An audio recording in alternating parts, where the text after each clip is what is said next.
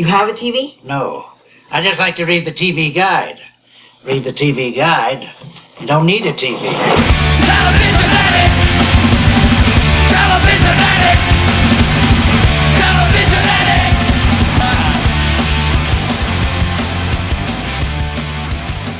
Hello and happy Friday to you, everybody. The final Friday of 2016, a day many people are probably very happy to see, although I don't know if 2017 will be any better. Personally and professionally and creatively, 2016 for me has been amazing for all other reasons, and for everyone else, for reasons I don't need to go into, has been absolutely terrible in many ways. But I thought I would end the year on an incredibly high note. I am putting out one final episode of the year, and my guest is the one and only Mr. Steve Albini. Steve is one of the people, if not the person, I probably admire most in the world of creative arts and to come out of the punk rock scene. You may know Steve from his bands, including Big Black and Shellac, two bands that are some of my absolute favorites. He was also in a band called Rape Man. Big Black are one of the bands that I constantly revisit their album Songs About Fucking. I should mention this episode does have swearing in it, everybody. So you probably already knew that by now because I said songs about fucking, and fucking is a swear. But all of their records are great, but that record in particular is one that I revisit often and was on my record player as a teenager nonstop. There's a chain of record stores here in New England called Newbury Comics, and I had that record in my hand probably 20 times and was always waiting for the cashier to be a guy. For some reason, I was embarrassed to purchase that record from one of the female cashiers. I was a teenager. There were hormones involved. The album cover has some very funny, not quite explicit sort of anime drawings on it. And eventually I discovered mail order in the pre-internet age and was able to obtain that record. And thank God that I did. I mean, just the Precious Thing on that record is probably one of my favorite songs ever. Easily in my top 5. But Steve is in those bands. Steve also is known for his production and engineering work. You may have known that already, but if you didn't, he's produced so many incredible things. He likes to be called an engineer. He's engineered them. Nirvana's In Utero, the Pixies, PJ Harvey, Jawbreaker, the list goes on and on and on. He is one of the smartest people I've ever had the pleasure of talking to, and one of the reasons I admire him so incredibly much is because as someone who also came up in the punk rock scene, Steve is uncompromising in his ideals, and he's managed to be very successful in what he does in the creative arts while completely sticking to the sort of ethos of punk rock. And that is incredibly admirable, and it is something I strive for when I was doing music and when I do comedy and when I've been doing this podcast. And so he is a true inspiration for me, and it was an amazing way to end the year to be able to talk to him. And I want to thank him so very much for taking the time to do that. He's incredibly busy, and it was so nice of him to take some time out of his schedule to talk to me. If you have the means, go see Shellac. They just ended a little tour, but they tour sort of infrequently, but go out of your way to see them. They are just an incredible live band. My favorite Shellac record is 1000 Hertz. If you need to purchase just one record, I highly recommend you purchase that one. So anyway, I talked to Steve about television and music, and if you're checking out this show for the first time because of my guest, you have very good taste. But my name is Ken Reed. I am a stand-up comedian from Boston, Mass. This show is TV Guidance Counselor. Normally on the show, the basic format is I own more or less every issue of TV Guide. Somebody picks an old issue from the past, they go through it, they write down what they would watch that week, they hand me the TV Guide, they have their list, and we talk about their choices. Sometimes it's less formal than that. We just kind of chat about television and the things we watched growing up and our sort of formative influences around pop culture. And that's basically what we do today with Steve. So for our final episode of 2016, please enjoy, I know you will, this amazing episode. If I know that's a little, I think it's amazing because I had a hand in making it, but it's an amazing episode, I assure you. Please enjoy this episode of TV Guidance Counselor with my guest, the one and only Mr. Steve Albini. TV is my friend, and it has been always there for me in time of need. Mr. Steve Albini, how are you, sir? I'm good. Thank you so much for doing this. I've always been a huge fan of all of the stuff that you've worked on over the years, and specifically I wanted to talk to you because, and this may be a complete fabrication in my end, but I always got the impression that you may have been a fellow latchkey kid. Am I wrong? If I understand the term correctly, that means both of my parents worked and I came home on my own and made my own lunch and things like that. Yeah, pretty much. Yeah, no, that's not the case. My dad worked and my mom stayed home. We had 3 kids. There were 3 kids in the household, and occasionally foster kids as well. So my mom had quite a handful. Were you watching a lot of TV and stuff at the time? And my impression of that you may have been a fellow latchkey kid was more because a lot of the references and things that I detected in your work over the years, especially the Big Black stuff, and sort of the anime references and that a lot of that stuff was prime after school television. Yeah, when I was a kid, I watched television a lot more than I do as an adult. I basically shut television off around 1980, but when I was a kid, I watched basically whatever was on. When I was a very small child, we lived in Santa Barbara, California, which was not a major media market, but had a couple of local television stations as well as all the network affiliates and stuff. Then I lived for a while in Washington, D.C., or in the suburbs around Washington, D.C., and there was an extraordinary number of channels. There were a bunch of UHF channels as well as the sort of small number channels. I don't know what those are called, VHF? Oh, yeah, VHF, yeah. And then in the early 1970s, we moved to Montana, and the town that we moved to, Missoula, had 2 broadcast stations. As I recall, one of them was NBC, and then the other one shared time between ABC and CBS. Which sounds insane now to people probably, but was pretty common, especially in the Midwest. Yeah, there were small towns where there was only one local television station, and sometimes the local television station was actually, the nearest big town if you could get it. Right. You had to kind of get one of the siblings to go up on the roof and try and triangulate so you could get it. With that many kids in the house, were you guys ever sort of arguing over what you're going to watch, or was there ever a show that you had to advocate for? Because I always theorize that kids today, in my old man talk, are missing those sort of skill set where they had to advocate and compromise on television when we only had one TV in the house. As I recall, there wasn't really that much competition. It was sort of like if you had a favorite program, you could watch it. But if not, whoever happened to get to the TV first, was kind of channel captain. Right. Kids setting an alarm to get up at 5 a.m. so they could have the TV on Saturday morning or something. I remember like the first time I saw a color television, that was pretty impressive. Do you remember what you watched on it? Yeah, my grandparents had built an addition onto they lived on a farmhouse in a farmhouse on an olive orchard where my grandfather grew olives, and in Madera, California. And this would have been like 1967, 68, something like that. Mm-hmm. And they built an addition onto the house that was basically just a massive living room that had a fireplace at one end and a Barca lounger in the middle of it, and then a television right next to the fireplace. It's an American dream. Yeah, and my grandfather would sit in that Barca lounger and fall asleep every afternoon after consuming most of a can of packed-in-oil sardines. Living the life. Yeah, and he was very fond of the Lawrence Welk program, and that was the first thing that I ever saw in color on a television set. And was that one of the first musical shows that you were sort of exposed to as a kid?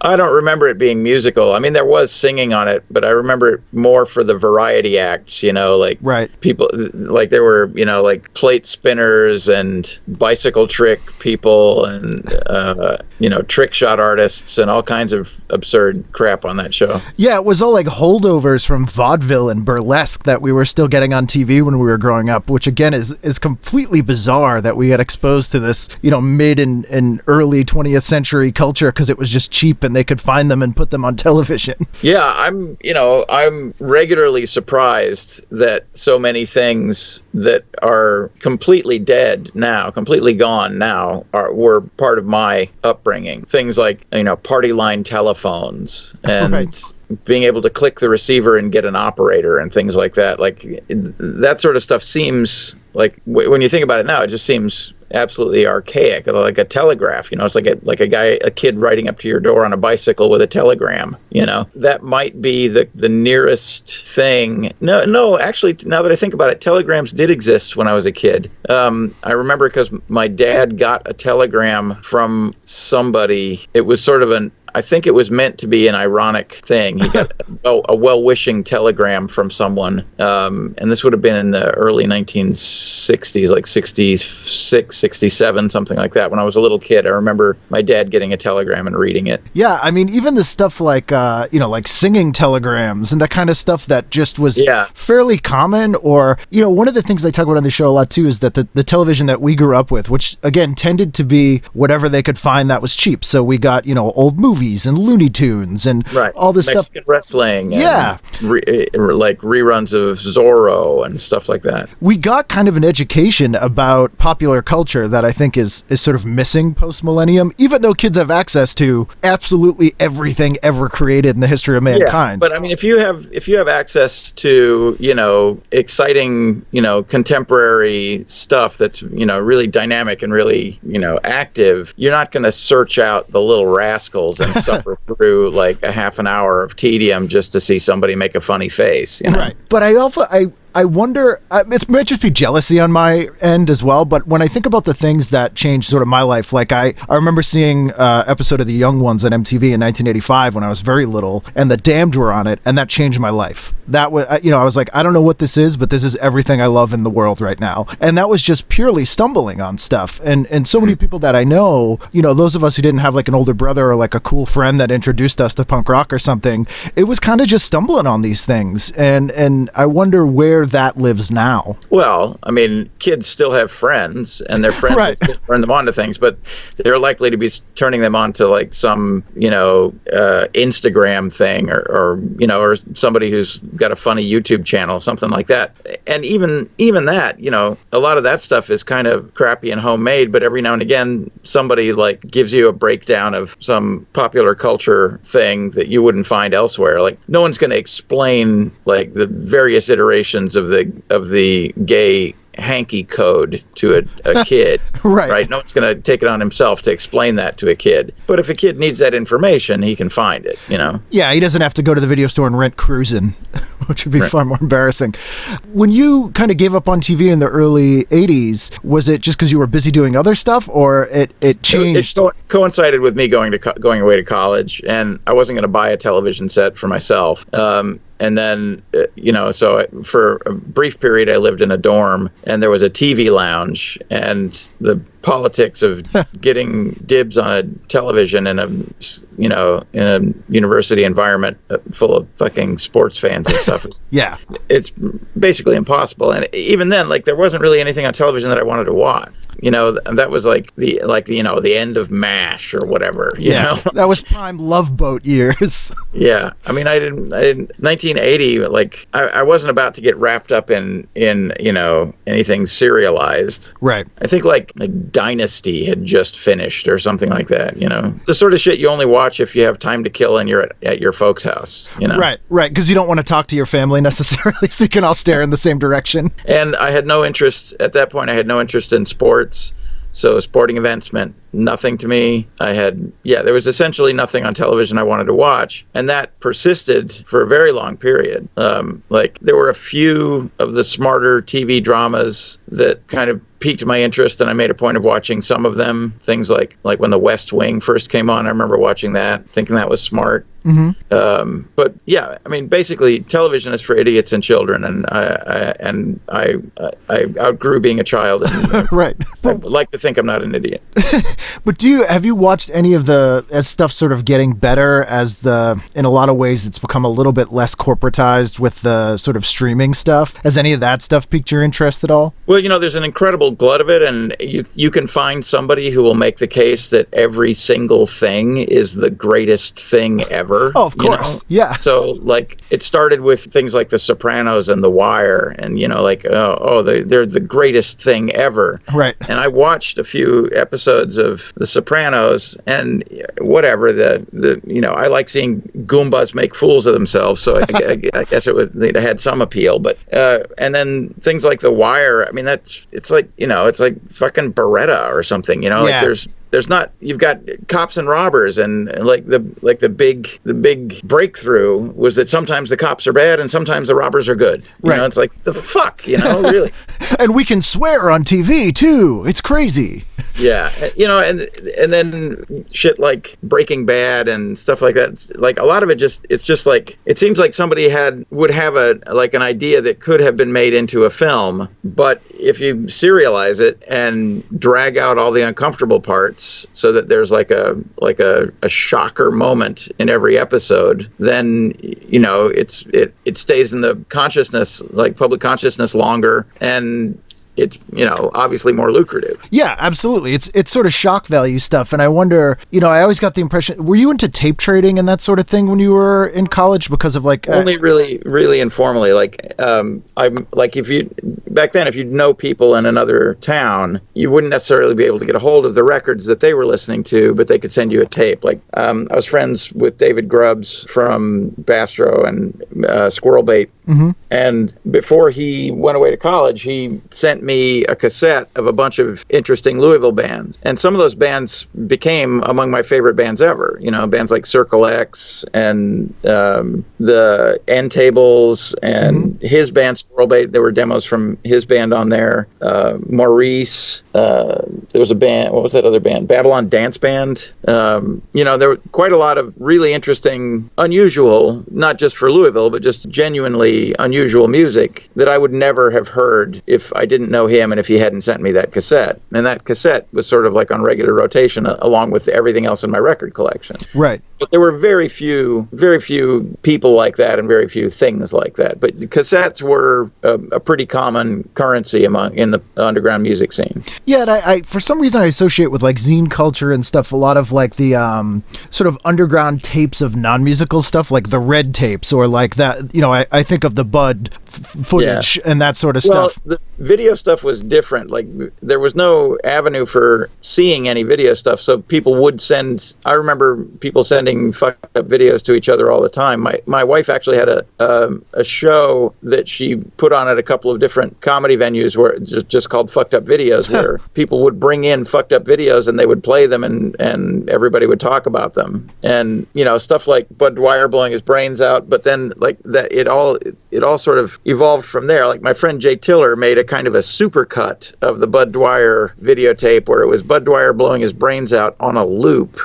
That it's horrific when you see it. When you first see it, like the initial insult of Bud Dwyer blowing his brains out on camera is just mind-bending, and you just feel weak seeing something that horrific, right? But by about the 30th iteration of that 4 or 5 second thing looping, it kind of becomes hilarious. Yeah, like it's as a defense mechanism. A lot of people were experimenting with that kind of an approach where you take something that's abhorrent or take something that's like unbearable, and then you somehow turn it into something that you can manage, that gives you some emotional distance from it, and then not only do you know about the thing and have you seen the thing, but you've processed it in a way that you can't with just, the initial shock of it. Right. If you had been there and seen it in person, you couldn't quite handle it in the same way with that sort of power over the repetition. Yeah, there's a lot of stuff like that. And then there's just, like truly absurd stuff that you otherwise would never see, like the Metallica drummer, like the Canadian dude in his parents' living room air drumming to Metallica. And that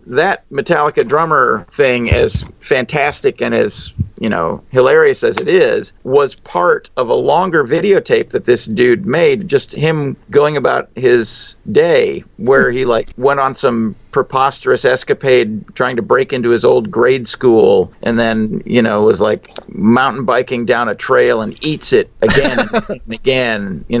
Like the thing that people know about is the Metallica drummer portion of that tape, but the whole rest of that videotape, like he goes to his weed dealer, and and his weed dealer shows him his growing room, and then his weed dealer freaks out that he's being videotaped in his growing room, you know. Like a lot of stuff that you just wouldn't, you know, like it's a little window into a weird little British Columbian slice of the Hesher lifestyle. Yeah, and I think that, you know, as someone who used to seek that stuff out in the pre-internet age as well, that stuff sort of had a weightiness to it when you did get to see it, and it stuck with you a little more because you were sort of in, not a privileged few, but you kind of, other people who had seen those things, you had an instant thing in common. And yeah, like I can't remember the number of people where a conversation began with like something talking about some fucked up video, and then one or the other person would say, "Have you seen the South Park video?" And right. then, you know, it would either be, "Oh yes, that's incredible," or "No, what's the South Park video?" And then then somebody would get another like 20th generation dub of the original South Park video. Right, and people forget that started as basically a pre-internet viral video. They made that on their own, and then it just was talked about for years before they got that deal with Comedy Central. It was really kind of the last version of that I can think of. As that world has sort of gone away, the point I was going to make to tie it to stuff like The Wire is I wonder if people like ourselves, sorry to lump you in with me, those shows are less appealing because the shock value isn't there, because we sort of came up in a world where we saw a lot of that stuff all the time anyway, and it was sort of lost its power. I don't know. I just feel like every generation reinvents the wheel, and you know, when you can, you know, when HBO started throwing money out for these sort of limited run series, then that was their version of fucking Dragnet or whatever, you know. Right, and right. then now that there's like Netflix and Amazon channels and stuff like that, like sure as shit they're going to have their own version of Starsky and Hutch or whatever, like right. you know, or the, you know, or Three's Company or whatever, like, you know, every stupid thing that you can imagine from the previous iterations of the television consciousness, there's going to be one of those. For sure as shit's sakes, there's going to be one of those, you know. Absolutely. And then there'll be like a porn parody of it as well. So yeah. It's like nothing ever changes. People are going to be fucking imbeciles and, you know, eat popular culture for all eternity. It's never going to change. You come back in 1,000 years, whatever like brain implant device people are using to instantaneously acquire knowledge, there'll be a version of fucking Three's Company and My Mother the Car on that as well, you know. Oh yeah, I mean, I always complain about that. You know, we literally have devices in our pockets that contain the sum total of human knowledge, and we're, you know, playing Sudoku on it. Instead of really, you know, I wonder what people could do if they weren't just using it as a distraction. But, you know, I don't know if they're capable of doing, you know, anything with it, or only a few are. One of the things I wanted to talk about too was, so you were in Chicago in the early 80s, right? When you were going to school? Yeah. Were you sort of aware of any of that punk rock scare stuff? Because I know that like Donohue had that infamous episode he filmed in Chicago. I had some friends who were on the Donohue episode. Steve Bjorklund from the band Strike Under was on that episode of Donohue, or Maury Povich, or whatever the fuck it was. Yeah. And you know, like when they're casting a show like that, you know, when they're like trying to find people to represent this scary new youth trend of punk rock, they're gonna try to find like the biggest fucking yahoo they can. Oh yeah. And put him front and center. And they did. They found like some schmuck suburban guy who was like had a mohawk and a Hitler mustache or whatever, and that guy was their icon for this idea that they didn't grasp. And then you had people who were like serious about their art and their lives, and they were there trying to like provide commentary on it. And of course they're doing it from the margins, and so they just sound like they're shouting, right? Right. So yeah, I was aware of that stuff. No one in the music scene gave a fiddler's fuck about, you know, what Quincy thought about the right. punk rock scene, you know, or what popular culture thought about. We were all totally used to being marginal and outcast and like being made fun of and attacked. Like that sort of shit meant nothing to us. It wasn't like, oh great, more people will be coming to shows. It wasn't like, oh what a bummer, there's going to be more heat. It was a non-event. Right. It was just more of the same, because people forget that, you know, even in the 90s when I was in a punk rock band and things were slightly different, people would legitimately just beat you up for no reason other than that you were like a punk rock kid. Well, that was the reason. Yeah.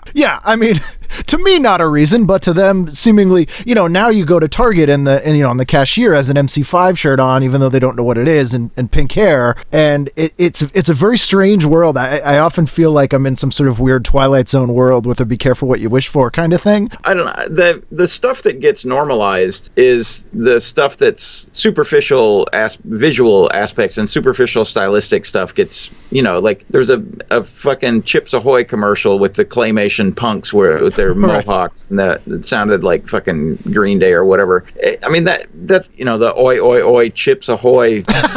If that matters to anybody, then that whoever it matters to didn't get what was going on in the first place. Because you from the very beginnings when there was punk stuff, like you would see like a fashion magazine would have like a Vivian Westwood or something, or somebody in a fancy skirt standing next to some guy in a leather jacket with a safety pin through his nose or whatever. It was like none of that stuff is actually part of the punk culture or was actually part of the punk scene or the underground that spawned punk and everything that came after it. They're just signifiers. They're just, it's like, right. It's like there are people who are deeply involved in something, whatever it is, and then there are people who adopt superficial aspects of that stylistically to try to evoke some of the cool or the charm or the interest that original thing has, and they're not the same thing. It doesn't, Right. Was there any television or movies that you thought captured punk rock well, that was not sort of an exploitation of it, but was a good representation of it? I mean, one of the things I think of is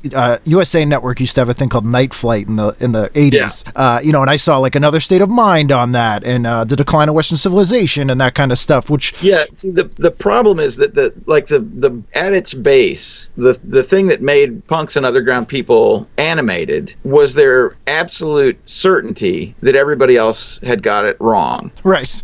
So, like when I saw Another State of Mind, I wasn't seeing it as an impressionable kid. I was seeing it as a peer, as another person in a band watching a charade of a band fuck up a tour in ways that none of me or my friends and I would never have allowed. Right.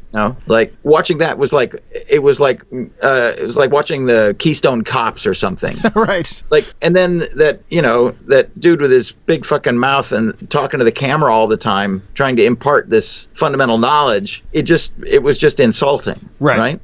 So now my wife is a few years younger than me. She saw that. She had a massive crush on Sean Stern, and she loved that movie. She thought it was great. It showed how resilient punks were and how brave and daring they were, or whatever. I didn't really get into it with her. I don't really know why she liked that movie. I'm projecting here, but right. But like when me and my friends saw that movie, we were laughing at Youth Brigade at that whole scenario. Like right. We thought they were fucking imbeciles, right? Yeah. And the same with the Decline of Western Civilization. Like there were bands in there that were doing stuff that we liked and admired, but they tended to focus on the people who were the most fucked up and least had their shit together, right. And were the least like all of my friends who were being very productive and very self-aware and, not concerning themselves with image, but concerning themselves with like getting on with the process of actually being in a band and making music and putting out records. There was a kind of a gutter celebrity aspect to the Decline of Western Civilization that really articulated the difference between the sort of Midwestern punk and music scene and the coastal punk and music scene, where those people really did feel like they were celebrities or like they were speaking for a specific audience. And that they were engaging in another kind of star system, another kind of show business, and it was all fucking funded. Like in that Decline of Western Civilization, like all of those bands had backers one way or another. Like they had somebody dumping money into them, or they had a record label that was floating them, or they were like scamming somebody's parents. Right. Like that whole scene. The same with the Another State of Mind. Like somebody underwrote this massive expenditure of buying a fucking school bus and putting a film crew in it. Like the fuck? Like where does that come from? That comes from something outside punk. That comes from the external world trying to latch on to something that is a small self-organizing thing, right? And there wasn't anything like that in the Midwest. Like you go to Minneapolis or Indianapolis or Chicago or Columbus or Louisville or any of those places, and there was nobody saying, "Hey, let me write you a check so you can go on tour," or "Hey, let me put your record out for you." Like right. that. So yes, those things getting out into the general culture, I think, shaped the general public's perception of the music scene, and it did show real people doing real stuff, which I think is great. That aspect of it is great. Mm-hmm. And there's some of the music and some of the people in all those things are laudable. But at the time, if you're up to your neck in the day-to-day music scene and milieu and surrounded by people that you admire and respect and think are way smarter than you and that are being super productive and super active on their own volition and under their own sail, right? Or like their own like doing everything on their own. Right. It's frustrating to see someone who is not working to that level with fewer resources. And then you see like a totally risible version of it presented as as a sort of a distillation of your life. Right. It's impossible not to just point and laugh. Right. Yeah. I mean, that's such a different take on it than I have. Obviously, like I said, I was, like you said earlier, I was an impressionable kid when I was watching it. I mean, there were certainly things in it that were laughable, even to me as a kid, like Mike Ness, putting his eyeliner on, saying he does it to, evoke empathy in the audience, and this like 16-year-old kid espousing his philosophy on that sort of stuff was kind of silly to me at the time too. But, here in Boston, especially when I would be exposed to punk rock here, it was that very jockish hardcore scene we had at the time. Sure. And so when I was able to see bands that seem more like Kids or a little artier, that had a weird impact. And actually one of the other things that was hugely influential on me was catching on Night Flight again, Devo's Complete Truth About De-Evolution. Which that's a touchstone, because that is a totally fucked up thing that entire mentality, that entire perspective was invented by them for them. They like inflated it from nothing. They every part of that was their creation and their execution, and it's one of the most amazing absurdist things that's ever been made in the art scene in America. Absolutely. And again, Midwest again, you have there. Yeah, and the contrast between that and some kids buying a school bus and then failing to mount a tour, like the difference, you couldn't be more stark. Right. Yeah, there's no plot line in the Devo movie. It's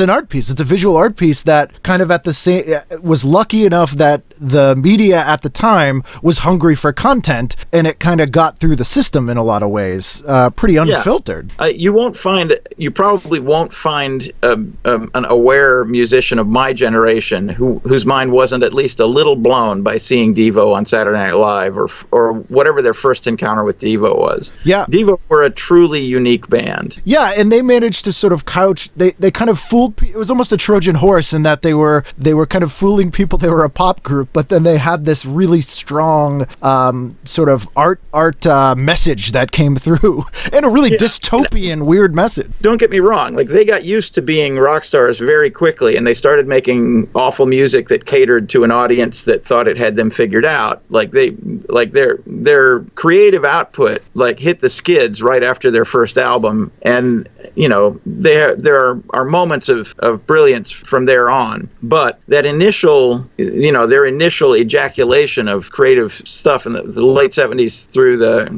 probably through their first or second album, like that period was just unbelievably fertile. They were, doing stuff in all different media. They were engaging on a political level and on a social level that other bands weren't. They were discarding norms that other bands were just discovering, Absolutely. So their initial explosion onto the music scene was mind-blowing and truly inspirational. Yeah, and I see, this parallel may be false, but even like the way they would deconstruct pop songs, I see in some of the Big Black stuff too, like when you guys would do He's a Whore, stuff like that, where they're doing Satisfaction. Was that kind of an inspiration for doing that, for that approach? Very specifically inspiration to all the times Big Black tried to do cover versions, what we were trying to do was do something that would allow us to own a piece of music the way Devo owned Satisfaction when they did their version of it. Right. Which was in a lot of ways kind of one of the most punk rock things you could do, was to take something from the previous sort of generation of rebellion and completely deconstruct it into something different that sounded almost like a completely different song. Yeah, and I think, well, the thing that's odd is that, those guys are from that generation. Like Devo are significantly older than us, or than me anyway. And like the Mark Mothersbaugh and Bob Mothersbaugh talk about being inspired by that sort of stuff. Like they were at Kent State during the Kent State shootings. Yeah, that's when like their hippie ideals kind of died. Right. And so what they were doing with Satisfaction to me seems simultaneously reverent and like basically negating the notion of the suave, cool guy by replacing it with the robotic, nerdy guy. Right. And negating the idea of like the sort of rock sex god. The cool lack of engagement that song has about it. Like there's nothing invigorating about the original Rolling Stones version of it. Right. It's cool, and it has style and flair, and the Devo version is like reduced to like elements of noise that have been reassembled around a text, which seems to be being delivered by a person who doesn't grasp what he's saying. Right. It's alien. So yeah, on every level, they wouldn't have picked that song if they didn't like it. Right. And they were from a generation where that song must have meant something to them, but they were negating it and using their aesthetic to craft a piece of music that had the same title and the same lyrics. Yeah, and it perfectly distilled that sort of that sort of Church of the Subgenius, Atomica, the 50s sort of lied to us in a way that I feel like a lot of the more blunt punk rock at the time didn't necessarily convey to me as well. Yeah, I buy that. I mean, explicit messages are either grasped immediately or and either you're in the audience for them or you're not. Stuff that's more abstract, like Devo, gives you room to interpret it, and eventually you come around to realizing why they did it. You know? Absolutely. Was there anything that you felt captured your experience or your kind of scene, as far as a movie or a television show or a documentary or anything that you felt was pure? It's weird. There were several attempts. There was a book called Our Band Could Be Your Life, which was not exhaustive, but thorough. They talked to a lot of the people that I would have recommended that they talk to. Mm-hmm. They talked about a lot of incidents and a lot of interactions that I would have recommended they cover. And the thing as a whole, the book still rang slightly hollow to me. Like it seemed like someone who was not a participant was trying to make an academic exercise of explaining it. It was a kind of a mansplaining of an experience that I and my friends had. It's like an anthropologist talking about a lost civilization or something. Sure, and to the people in that civilization, their descriptions of their rituals would seem ridiculous. So that was a valiant effort. A lot of people have gotten a lot out of that book, especially people who weren't there at the time.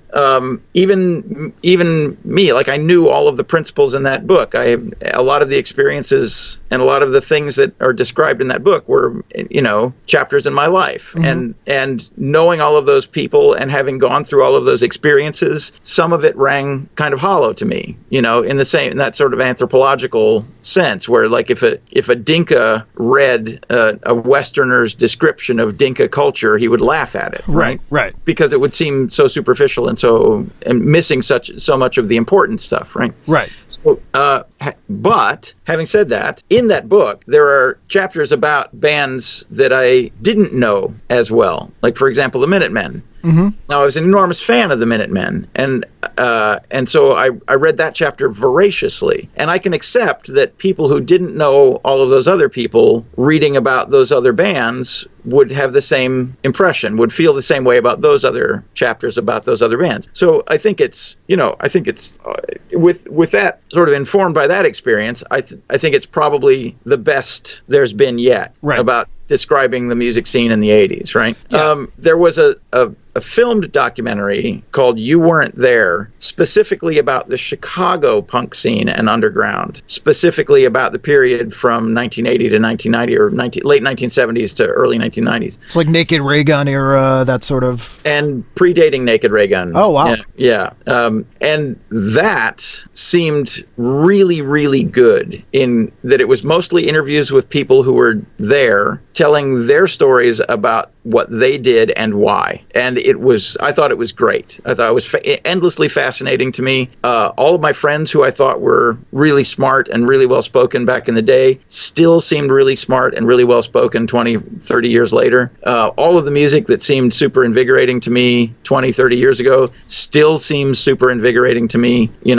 Like everything about it evoked that era and that scene in a way that I have not seen other filmed scene documentaries do. I'll have to check that out. It's called You Wern't There. You Wern't There. And it was done by a guy who was in one of the later punk bands, but he knew everybody. He knew all the principals. Mm-hmm. And so he got incredible access. There's really fantastic old footage of very early punk shows, and a lot of the bands that were poorly documented in terms of records or photographs, they sort of got their due through the oral history of the other people who were involved. And then there were even some recordings and films of those bands, Oh, cool. So, I thought it was great as a historical document, and I thought it was great as a means of evoking the sort of mentality that I was swimming in and at the time. Right. I'll have to definitely check that out. I'll find it and I'll put links up on the show.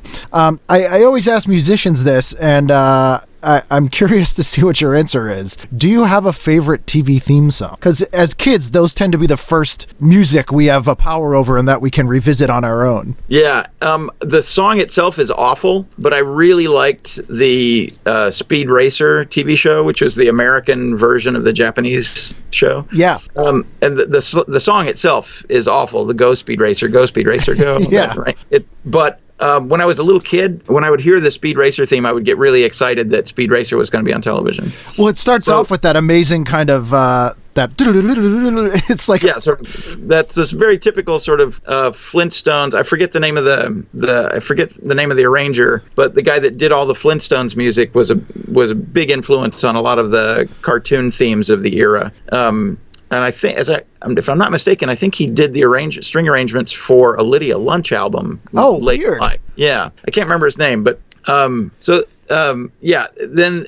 prior to Speed Racer, there was the same animation house did a TV show or a cartoon show about sort of anthropomorphized animals called Kimba. Kimba? Yeah, that Disney ripped Kimba off. the White Lion. Disney ripped off shamelessly for The Lion King. I'll take your word on it. I haven't seen The Lion King, but same deal. Like the theme song for that was awful. Kimba, Kimba, Kimba, Kimba the White Lion is his name. Or whatever. Like just really childish, really trivial. But when I was a little kid and I would hear that theme song, it would get me very excited because then I knew that there was a little block of UHF cartoons coming up that included, it was Kimba the White Lion, and then there was an Aqua Boy and Astro Boy. I love Astro Boy.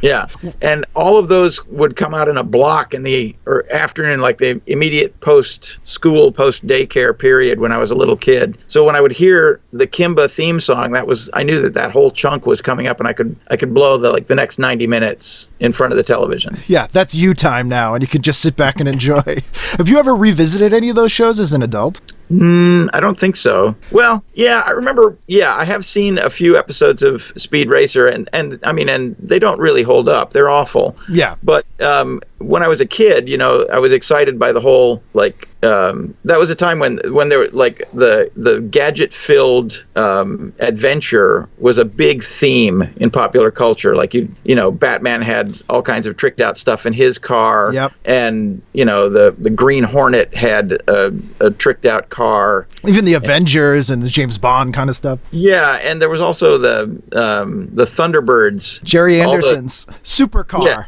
Yeah, all this stuff was like sort of dovetailed quite nicely with my like mechanical bent when I was a little kid, and so I was fascinated by all of these things.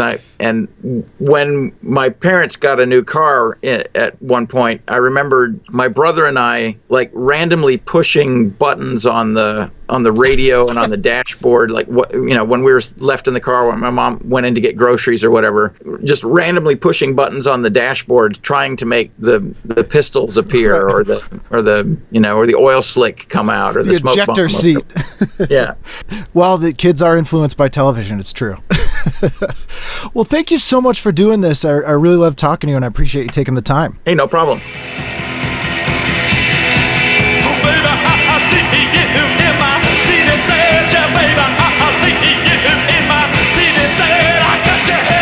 There you go. I didn't lie. Steve Albini, just an amazing guy, and has created so much fantastic stuff. Owns a studio in Chicago called Electrical Audio, where you can record if there are slots and you have the money in Chicago. As I said, buy his records. They're a huge influence on me as a person. His sense of humor is very twisted and dark and funny and disturbing, and he's just an incredibly smart, talented guy.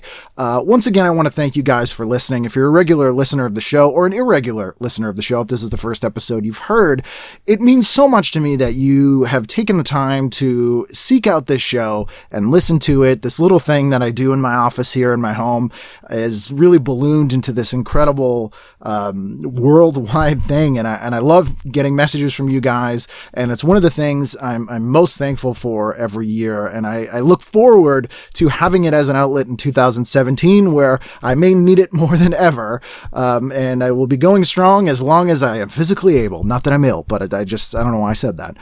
If you want to message me, you can email me at tvguidancecounselor@gmail.com or at ken@icanread.com. icanread.com being my stand-up comedy page, where you can also purchase my album, The Vanity Project Volume 1 Hollywoodland, which I recorded almost a year ago out at Meltdown at the Nerd Melt Studios at Meltdown Comics. And I want to thank everyone who supported that record, tweeted about it, bought it. It meant the world to me that you guys supported that record so much.